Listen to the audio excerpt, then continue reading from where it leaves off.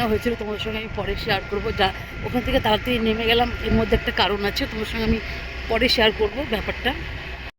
নমস্কার বন্ধুরা, আরেকটা ভিডিও নিয়ে চলে এসেছি। তো আবারও আজকে একটা পাহাড়ের ভিডিও নিয়ে, ঘোরাঘুরির ভিডিও। সারাদিন কী করলাম সেটা তোমাদের সঙ্গে শেয়ার করব। ওই বেরোতে বেরোতে 12টা বেজেই গেছে। কোথায় যাব, তো গেলাম দুধিয়ার দিকে। তো দুধিয়ার যাওয়ার পরে ভাবলাম যে একটু 10 পয়েন্টের দিকে যাই, কারণ দুধিয়াতে পরে এসে ঢুকবো। আর আমরা খাবারটাও সব নিয়ে গেছিলাম, ভাবছিলাম হালকা চা পানি খেয়ে মানে হালকা স্ন্যাক্স খাবো, কিন্তু মেন খাবো না। মেন আমরা নিয়ে গেছিলাম এখান থেকে বিরিয়ানি। তো সেটাই মানে নদীর সামনে বসে খাবো, গল্প করবো। এই ব্রিজটাতে আমরা মানে এই রাস্তাটা আমরা ফার্স্ট আসলাম। ও, এই দিকটাতে নেপালও যাওয়া যায়। ভাবলাম ফার্স্টে একটু 10 পয়েন্টের দিকে যাই, তারপরে আসার পথে এখানে বসে অনেকক্ষণ আমরা টাইম স্পেন্ড করব। তিনজনে গেছিলাম, বর, ছেলে আর আমি। তো ভীষণ ভালো জিনিস, কিন্তু এমন একটা জিনিস ভাবতেও পারিনি। হাঁটা পথ, এই যে আমরা হাঁটছি। তো এখনই ব্যাপারটা শুনতে পারবো। তো গিয়ে শুনি যে 1 সপ্তাহ আগে জিনটি যে মন্দিরটা দেখিয়েছিলাম, তো সেখান থেকে হাঁটা পথ শুরু হয়েছে। তো সেখানে পণ্ডিতের ওখানে চিতাবাঘ এসে তো ওনাকে অ্যাটাক করছিল, ওনার ঘাড়ের দিকে। এখানে মানে অনেকটাই ক্ষতি হয়েছে, হাসপাতালে ভর্তি। তো আমরা যখন গেছি ভাবলাম যে তো ফাঁকা কেন, এটা তো ফাঁকা থাকে রেস্টুরেন্টটা।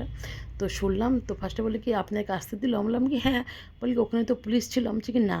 বলে কি এর জন্য আপনার আসতে পেয়েছেন। তারপরে আমরা অর্ডার করতে গিয়ে বুঝলাম যে এখানে বলে কি কদিন থেকে তো এখানে মানুষ আসছে না, যে জিনিস করছি আর ফেলে দিচ্ছি। তো এরকম এরকম ঘটনা, এখানে চিতাবাঘ বেরিয়েছিল 1 সপ্তাহ আগে। তো দেখতে পাচ্ছ যে নিচে এখানে আর্মির যে লোকগুলো দাঁড়িয়ে আছে, সব মানে যদি আসে অ্যাটাক করতে পারবে, এরকম একটা ব্যাপার ছিল। আর শুনে আমার তো পুরো হাত পা কাঁপছে। আমি যে না চলো চলো। আর জানো আরেকটা বলতে নেই একটা কথা, কোথার থেকে যে আমি আমার ছেলে হেঁটে এসেছিলাম, তো খাড়া রাস্তা।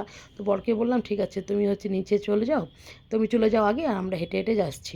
তো যাওয়ার পথে কী হয়েছিল, আমাদের সঙ্গে একটা কুকুরও এসছে আমাদেরকে যতটা মানে মন্দির থেকে স্টার্ট করে উপর পর্যন্ত। আবার যখন আমরা নিচে গেছি, যখন আমরা নিচে যাব তখন টার্নিংটা আর নতুন রাস্তা বানিয়েছে, পুরো দেওয়া ছিল তোমার হলো কি বলে বালি দেওয়া ছিল।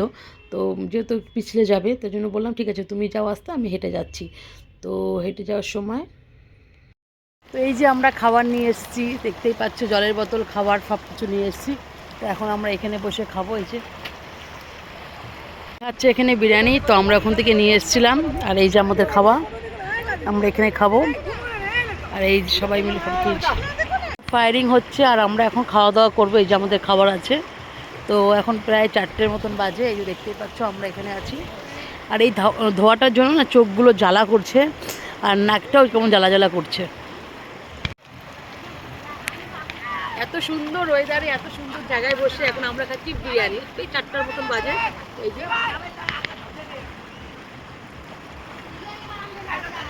তারপরে কুকুরগুলো আবার এসছে, আমাদেরকে নিচ পর্যন্ত নিয়ে গেছে। তারপরে দুধিয়ায় গেছিলাম, ওখানে বসলাম টসলাম। বেশিক্ষণ তো ওখানে থাকিনি, ভয় লাগছিলো। তারপরে পার্লারে এসে কাজকর্ম করে। তো এটা একটা কেমন ব্যাপার না, সত্যি ভগবান আছে। তুমি যদি কারো অন্যায় না করো, তোমাকেও কেউ কিছু ক্ষতি করতে পারবে না। যাই হোক, ভালো থেকো তোমরা সবাই।